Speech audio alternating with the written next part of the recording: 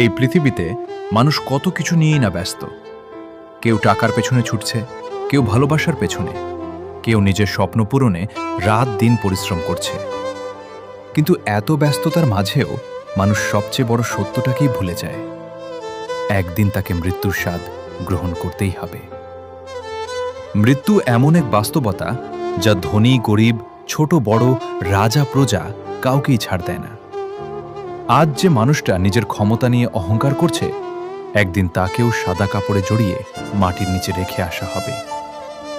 যে ঘরে আজ আমরা আরামে ঘুমাই, একদিন সেই ঘর ছেড়ে চলে যেতে হবে। যে আয়নার সামনে দাঁড়িয়ে আমরা নিজেকে সাজাই, একদিন সেই চেহারাটাই মাটির নিচে মিশে যাবে।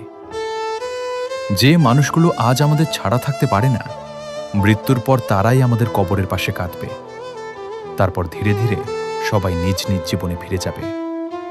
শুধু আমরা একা পড়ে থাকব কবরের অন্ধকারে।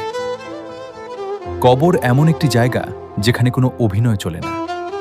সেখানে মানুষ তার আসল আমলের ফল দেখতে শুরু করে। যদি কেউ দুনিয়ায় আল্লাহকে ভয় করে চলে, নামাজ পড়ে, মানুষের সাথে ভালো ব্যবহার করে, হারাম থেকে বেঁচে থাকে, তাহলে তার কবর হবে শান্তিময়। আর যে ব্যক্তি গুনাহে ডুবে থাকে, নামাজ ছেড়ে দেয়, অন্যায় ও অহংকারে জীবন কাটায়, তার জন্য কবর হবে ভয়াবহ কষ্টের স্থান। আমরা অনেক সময় ভাবি, এখন একটু আনন্দ করি, পরে ভালো হয়ে যাব। কিন্তু কেউ কি জানে তার মৃত্যু কখন আসবে? কত মানুষ সকালে ঘর থেকে বের হয়েছে, কিন্তু রাতে আর ফিরে আসেনি। কত মানুষ ভবিষ্যতের পরিকল্পনা করেছে, কিন্তু কবরই হয়ে গেছে তার শেষ ঠিকানা।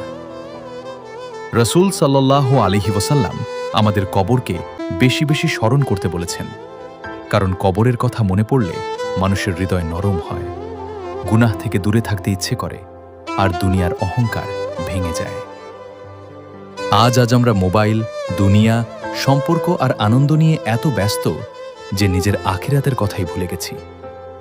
কিন্তু মনে রেখো, একদিন এই মোবাইল থাকবে, এই ফেসবুক থাকবে, এই পৃথিবী থাকবে, শুধু আমরা থাকব না।